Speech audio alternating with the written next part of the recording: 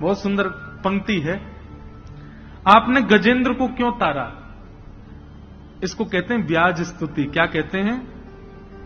जोर से बोलो। व्याज स्तुति का मतलब क्या होता है? नोचते हुए स्तुति करना। ठाकुर जी को छेड़ते हुए स्तुति करना। ऐसे करते हैं ना हम लोग कई बार। हाँ, पिताजी से कहते हैं आपको तो वही ज्यादा प्यारा है, मैं तो प्यारा हूं नहीं। इस प्रकार हम पिताजी से कभी कहें, मां से कभी कहें। इस प्रकार भक्त ठाकुर जी से क्या कहते हैं? बोले आपने गजेंद्र को क्यों उबारा? तब कह रहे हैं गजराज तारो तेने आवने को जावने को। बोले आपको सवारी करनी थी उसकी, आपको लगा बढ़िया गाड़ी मिल जाएगी, हाथी, इसको उबार दो। आपने उसकी रक्षा कर दी, वैकुंठ ले गए, उस पर बैठ के घूमते हो आप पूरे दिन। मतलब आपका कोई ना कोई काम जब बनता है तभी आप कृपा करते हो, बिना काम के आप कृपा नहीं करते। और अपना नाम रख दिया कृपालु, भक्त वत्सल कृपालु। आप बिल्कुल भक्त वत्सल कृपालु नहीं हो। ठाकुर जी से ऐसे नोक झोंक करते हुए भक्त कहता है गजराज तारो तेने आवने को जावने को। आपने आने जाने के लिए गजेंद्र को तारा, और खावने पकावने को मीराबाई तारी है। वैकुंठ के रसोईया आजकल बढ़िया भोजन नहीं बना रहे थे, तो आपको बड़ी लगी क्या करें, कोई बढ़िया भोजन होना चाहिए। तो आपने देखा भारत में सबसे बढ़िया भोजन कौन बना? मारवाड़ी बहुत बढ़िया भोजन बनाते हैं। राजस्थान के लोग बहुत अच्छा प्रसाद बनाते हैं। सोई महाराज आपने मेवाड़ की, मेड़ता की मीराबाई को चुन लिया। बोले हाँ चलो ठीक है, थोड़ा बहुत भोजन खाती, इसको तार दो। क्या करेगी? वैकुंठ में आके बढ़िया बढ़िया रोटी बनाएगी। अब हम तो मध्य प्रदेश में बैठे हैं, लेकिन मारवाड़ी लोग क्या बढ़िया भोजन पाते हैं। एक से एक सामग्री बनती है उनके यहां, ऐसी ऐसी सामग्री की सुने ही नहीं हो नाम। बोले आपने भोजन करने के लिए, बढ़िया बढ़िया भोजन पाने के लिए मीराबाई को तारा, और गजराज तारो तेने आवने को जावने को खावने पकावने को मीराबाई तारी है। नरसिंह मेहता को तारो वहीवार सवारने को। नरसिंह मेहता को क्यों तारा? बोले बहुत दान दक्षिणा चढ़ती है मंदिरों में, तो एक वो भी होना चाहिए, मुनि हिसाब किताब रखे, कहां कितना चढ़ रहा है, पूरी लेखा जोखा रखे। आप तो पूरे दिन यूं ही खड़े रहते हो, आपका ध्यान तो जाता नहीं कौन कितने चढ़ा रहा है। तो एक व्यक्ति मुनि में रहना चाहिए ना, दिखता रहे, आपका सारा व्यापार संभाले। नरसिंह मेहता को तारो वहीवार सवारने को, और वेदन सुनावने को जयदेव तारो है। जयदेव महाप्रभु, महाकवि जयदेव बहुत सुंदर सुंदर रचनाएं सुनाते थे, इसलिए आपने उनको तार दिया ताकि वो बैठ करके आपको सुंदर सुंदर रचनाएं सुनाया करें, वेद सुनाया करें। ठाकुर जी आप निष्काम किसी को नहीं तारते हो, सबसे आपकी कोई ना कोई चीज पूरी होती है। और रैदास तारो तेने चामड़ा मधावने को। बोले रैदास को क्यों तारा? बोले वो जूती बनाने का काम करते, बढ़िया बढ़िया सुंदर जूती बना बना के आपको पहनाएंगे, कभी पादुका बना के पहना देंगे, कभी सुंदर आपके लिए कुछ ना कुछ। सबसे देखो ठाकुर जी आप भी कम, आपके अंदर भी निष्काम नहीं है, आप भी कामना से ही भक्तों को तारते हो। ठाकुर जी बोले ऐसी बात नहीं है। तो बोले ठीक है, तो बोले एक काम करो। बोले क्या? मुझे तार के दिखाओ, क्योंकि मुझे कुछ नहीं आता, मैं आपके किसी काम का नहीं हूं, मुझे तार के दिखाओ। मोहे तारो वह मैं आपकी भलाई है।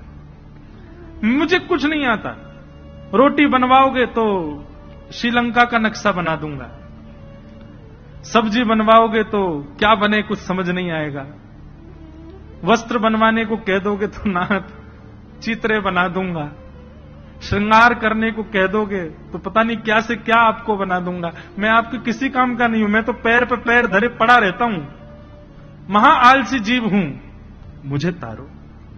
अगर मुझे आपने तार दिया तो मैं कहूंगा कि हां आप निष्काम भक्त वत्सल हो।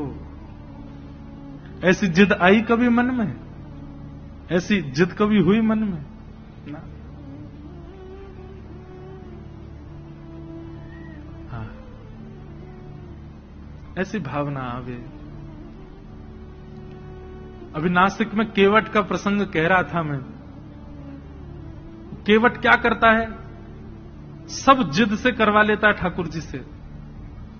ठाकुर जी को बैठा करके नौका में ले जाता है पल्ली पार, और जैसे पहुंचने वाले होते नौका घुमा देता है,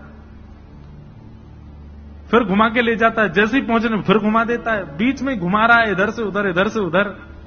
राम जी बोले भले आदमी, हमको पार क्यों नहीं कर रहा है, तू 1 घंटा से नाव चला रहा है। केवट बोला इतने में ही थक गए आप, और आप जो हम लोगों को 84 लाख में घुमाते रहते हो, कभी छिपकली बनाते हो, कभी चींटी बनाते हो, कुकर बनाते, सूकर बनाते, दया आती है आपको हम पे जरा भी? 84 लाख में पूरा, जब तक 84 लाख का फेर नहीं हो जाए तब जाके हमको मानव बनाते हो, और जहां 4 फेरे में ही हार गए, कम से कम 84 तक तो रुको। राम जी के नेत्र सजल हो गए। तो बंधु, ये मुझे ऐसी वाली भक्ति बड़ी प्रिय लगती है वैष्णवों की, जो ठाकुर जी से ऐंठ करके, ऐंठ ना समझते हैं, ऐंठ करके मतलब थोड़े जो है हमारे ब्रज के एक सवैया है, हम श्री राधे जू के बल अभिमानी। हमको किसका अभिमान है? बोले किशोरी जी के बल का अभिमान है हमको। हम श्री राधे जू के बल अभिमानी, टेढ़े रहे मोहन रसिया सो बोलत अटपटी वाणी। ठाकुर जी से अटपटी वाणी बोलते हैं किशोरी जी के, बल अभिमानी।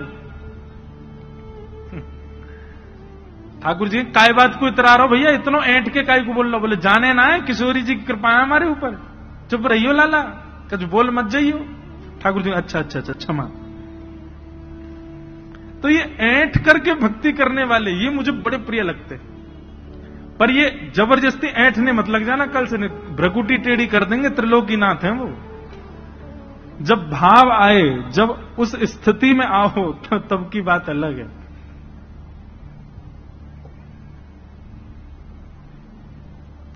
तो वैद्यम वास्तव मत्र वस्तु सिद्ध। तो ये जो चाहिए ना, भक्ति में थोड़ी ऐंठ आ जाए, किसी को भक्ति में लाड़ प्यार की भक्ति करनी है, किसी को भक्ति में प्रियतम की भक्ति करनी है, किसी को भक्ति में सख्य की भक्ति, ये सारे भक्ति के लक्षण, इनकी कामना से भागवत की कथा सुनो। वैद्यम वास्तव मत्र वस्तु शिवदम। ठाकुर जी की भक्ति करने के लिए भागवत की कथा है, ये मुक्ति उक्ति प्राप्त करने के लिए भागवत की कथा नहीं है।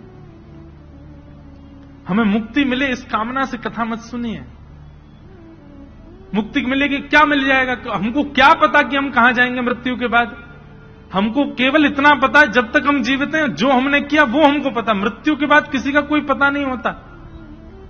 इसलिए भाई, भगवत मिलन की कामना अभी की रखो, अभी मिलना है। और वो कामना आपकी पूर्ण केवल एक स्थान कर सकता है, वो है ये प्रांगण, भागवत का प्रांगण।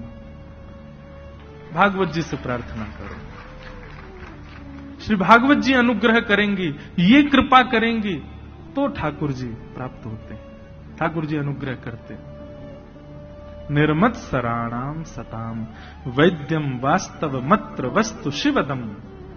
ठाकुर जी से आपका संबंध करा देगी। और भागवत जी कैसा संबंध कराएगी? यहां डंके की चोट पर व्यास जी शब्द लिखते हैं शिवदम। शिव का मतलब क्या होता है? कल्याण। और शिवदम यानी कि कल्याणकारी। ठाकुर जी से आपका संबंध ऐसा नहीं कराएंगी भागवत जी की आप तड़पते रह जाओ, रोते रह जाओ, नहीं, कल्याणकारी संबंध कराएंगी। ठाकुर जी आपके हो जाएंगे पूर्ण रूपेण। ऐसा संबंध भागवत जी आपका ठाकुर जी से कराएंगे। वैद्यम वास्तव मत्र वस्तु शिवदम तापत्रयोन्मूलनम। श्रीमद् भागवते महामुनि कृते किंबा परैरीश्वर सद्यो हृद्यवरुध्यते त्रिकृतिभिः शुश्रूषुभिस्तत्क्षणात्। भागवत जी की कथा बंधुओं इतनी निर्मल है, इतनी पावन है। मैंने कल भी आप लोगों से निवेदन किया, आज पुनः निवेदन करूं। आप नहीं आते हैं कथा में, कोई दिव्य चेतना आपके भीतर बैठ के आपका माध्यम लेकर के यहां आपको लेकर के आ रही है। लेकिन यहां कथा सुन दोनों रहे हैं, आपके भीतर जो दिव्य चेतना है वो भी और आप भी। बस आपको ये कथा सुन करके इस माध्यम, इस अवसर का पालन करना है। भागवत में तो स्पष्ट लिखा है, श्रीमद् भागवते महामुनिकृते किंबा परीश्वर सद्यो हृदयवरुद्धते त्रिकृतभि शुश्रूषुभिस्तक्षणात्।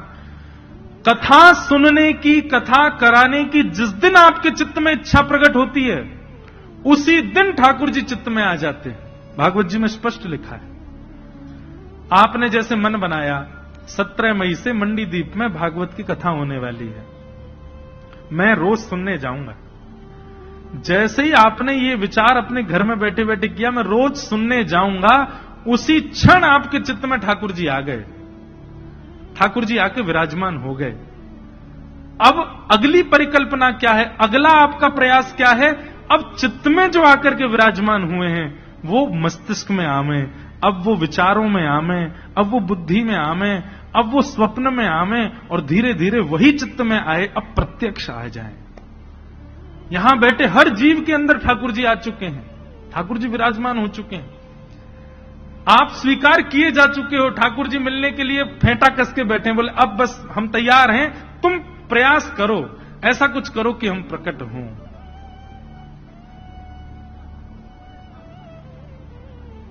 और वो कैसे करना, वो भागवत में बताई जा रही है। दुनिया भर के हम पॉइंट्स बता रहे हैं, उन्हीं का पालन करने लग जाओ, वही चित्त में आए ठाकुर जी, प्रकट हो जाए। तो भागवत का सबसे बड़ा फायदा यह कि ठाकुर जी आ गए हैं, बस अब आपको इतना प्रयास करना है कि वो चित्त से प्रकट होकर के सन्मुख आ जाएं। वैद्यम वास्तव मत्र वस्तु शिवदम तापत्रयोन्मूलनम श्रीमद् भागवते महामुनिकृते किंबा परीश्वर सद्यो हृदयवरुद्धते त्रिकृतभि शुश्रूषुभिस्तक्षणात्।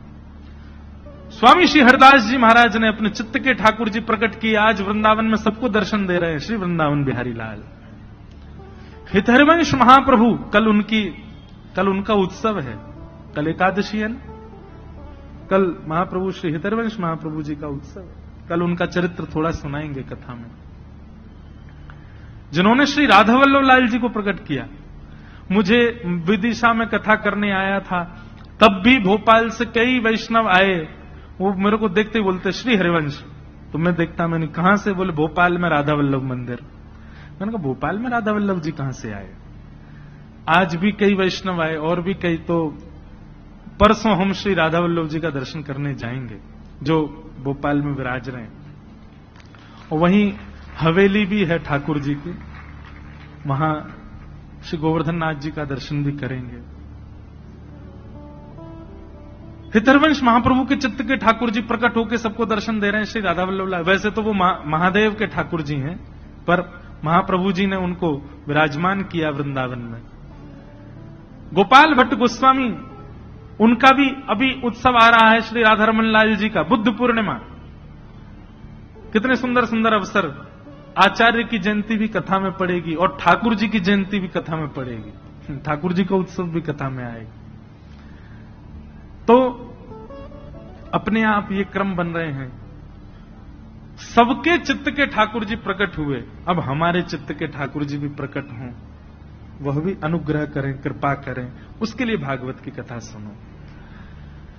पिबत भागवतम निगम कल्प तरोर गलितम फलम सुख मुखादमृत द्रव संयुतम पिबत भागवतम रसमालयम मुहुर्हो रसिका विभावुका।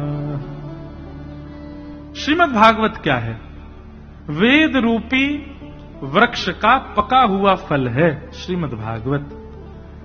वेद वृक्ष ही फल में सार नियोजित करते हैं।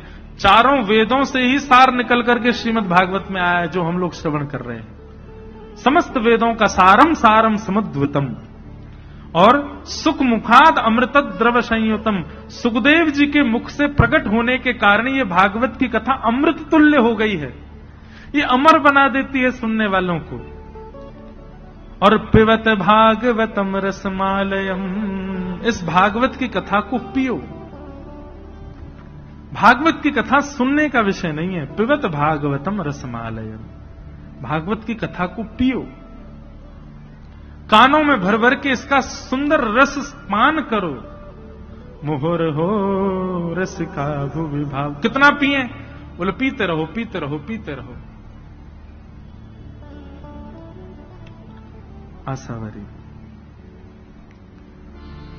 कितना पियो। हमारे स्वामी श्री हरदास जी महाराज एक पद गाते हैं, बहुत सुंदर।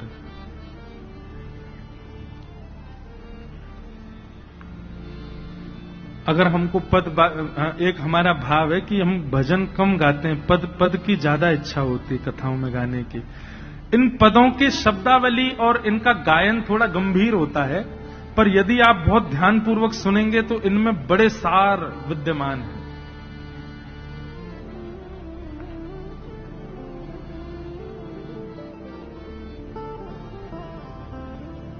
श्री वृंदावन बिहारी लाल जी को जिन्होंने प्रकट किया, ऐसे श्री स्वामी हरदास जी महाराज एक बहुत सुंदर भाव कहते हैं।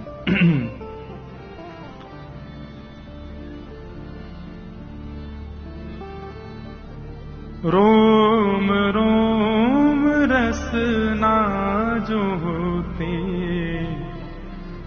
तो तेरे गुण ना बखाने जात।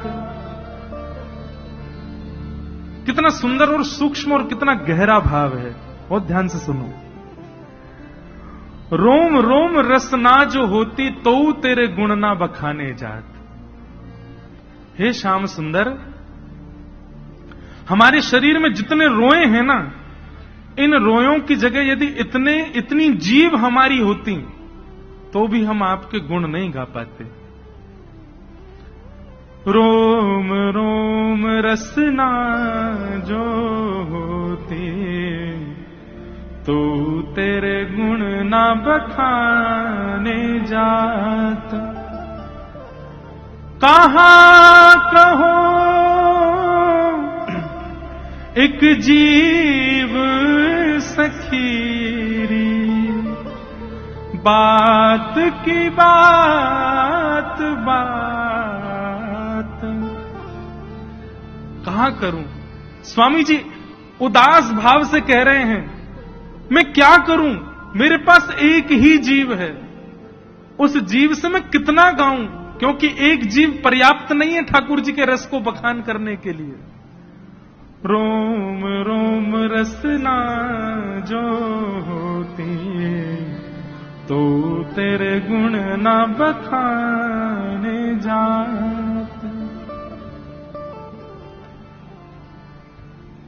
श्री हरिदास के स्वामी श्यामा, श्री हरिदास के स्वामी श्यामा, कह तेरी प्यारी तू राखत प्राण जात। रोम रोम रसना जो होती, तो तेरे गुण ना बखाने जात। ऐसे भाव जब चित्त में होते हैं ना बंधुओं, तब ठाकुर जी मन बनाते हैं कि इनसे मिला जाए। हमारे मन में कभी ये भावना आई? स्वामी जी कह रहे हैं कि इतने रोए क्यों बना दिए ठाकुर जी, इससे बढ़िया इतनी जीभ बना देते, और इतनी जीभ भी आप दे देते तो भी मैं आपके गुण नहीं गा पाता। क्या करूं मैं? मुझे कभी कभी धिक्कार लगता है, कहां करूं एक जीभ सखीरी, बात की बात बात। एक ही जीव है, उससे कितना गाएं हम ठाकुर जी को? नहीं गा सकते। वहां हितरवंश महाप्रभु कहते हैं कि नाथ आपने हमको 2 आंख क्यों दी? क्यों? रोम रोम में नेत्र प्रकट कर देते। क्यों?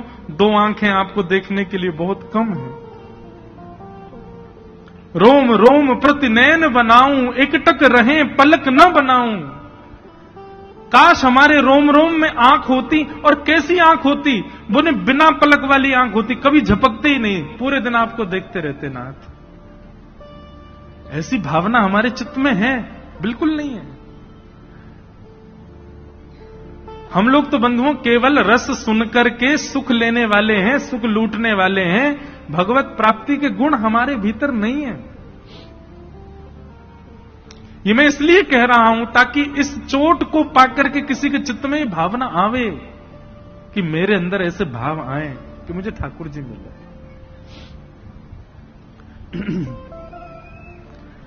लोग जब मुझसे सुबह मिलने के लिए आए, आज भी 2 दंपति आए, संभवतः बैठे होंगे, उन्होंने आकर के मुझसे एक बात कही कि महाराज जी हम दोनों डॉक्टर हैं, पर कृष्ण भक्ति ऐसी चढ़ रही है, भक्ति ठाकुर जी की ऐसी हो रही है कि हम अपनी डॉक्टरी, जो हम डॉक्टर हैं, अपने पेशे पर ध्यान नहीं दे पा रहे।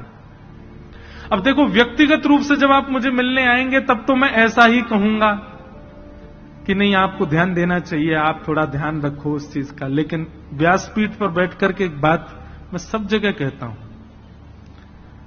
कि यहां भक्ति मार्ग जब अपनाओगे तो सब छूट जाएगा, कुछ नहीं रहेगा आपके पास। यदि सबको संभालते हुए आप ठाकुर जी का भजन कर रहे हो, अच्छी बात है, लेकिन वो भक्ति का मुख्य रूप नहीं है। या तो इस मार्ग पर मत आइए, इस मार्ग पर मत चलिए, और अगर इस मार्ग को आप स्वीकार कर रहे हैं तो इस बात की पहले ही जिम्मेवारी रखिएगा अपने ऊपर, सब छूट जाएगा, कुछ नहीं रहेगा आपके पास। धीरे धीरे निवृत्ति होती है भक्ति मार्ग में। भक्ति मार्ग में आप साधनों को रखते नहीं हैं, साधनों से निवृत्त होते हैं, विरक्त होते हैं। यहां इकट्ठा नहीं किया जाता है, यहां बांटा जाता है, यहां लुटाया जाता है। और आप यदि संचित रख पा रहे हैं, इकट्ठा कर पा रहे हैं, तो अभी आप भक्ति कर रहे हो, पर ठाकुर जी की नजर में चढ़े नहीं हो। जिस दिन उनकी नजर में चढ़ गए, वो सब छुड़वा देंगे, कुछ नहीं रहेगा आपके पास।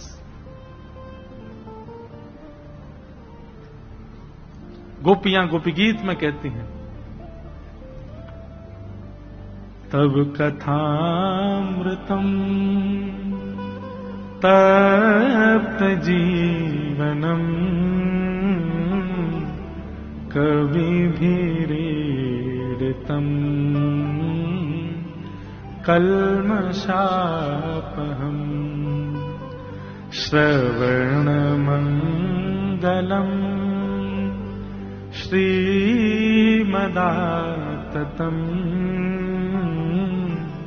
भुवि गृह्णन्ति ते भूरिदा जना। गोपियां कहती हैं, नाथ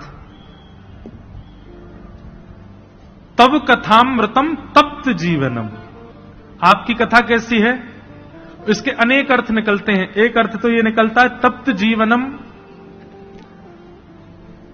तपे हुए जीवन में, संकट भरे जीवन में आपकी कथा जब आ जाती है तो नाथ ऐसा लगता है कि अब तपा हुआ जीवन शीतल हो गया है, तपा हुआ जीवन अब शीतल हो गया है।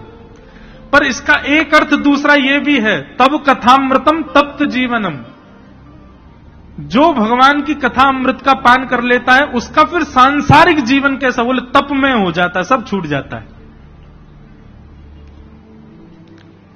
एक सेठ जी ऐसे कथा सुनी महाराज,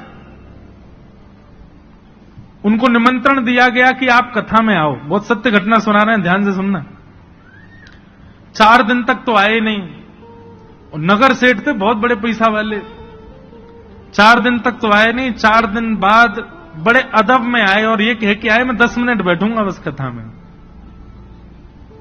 10 मिनट के लिए कथा में आए, कथा में आकर के बैठे, आरती में पूरी जनता खड़ी हो गई, वो बैठे ही रहे। क्यों?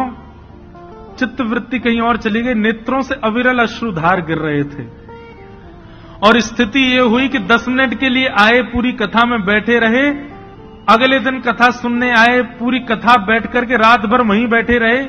तीसरे दिन तो ये स्थिति हुई, अपनी फैक्ट्री वगैरह सब बच्चों को दान करके और वृंदावन चले गए तुरंत। जिन जिन ने ताली बजाई है उनको सबको ठाकुर जी देख रहे हैं। रुको, जितना आप लोगों को सुख हुआ इस बात को सुन के, ठाकुर जी कहेंगे ठीक है भैया, सबके व्यापार ढूंढो क्या क्या है इनके। इस सुनने में बड़ी सहज लग रही है बात, लेकिन इसका अर्थ यही है, तब कथामृतम तप्त जीवनम। देखो भैया, ठाकुर जी जब हाथ पकड़ते हैं ना तो सब जगह से आपका हाथ छुड़वा देते हैं। लोक लाज मर्याद सब जगह से आप निवृत्त हो जाओगे, किसी के लायक नहीं रह पाओगे। ठाकुर जी के लायक बन गए तो फिर किसी के लायक नहीं रहोगे।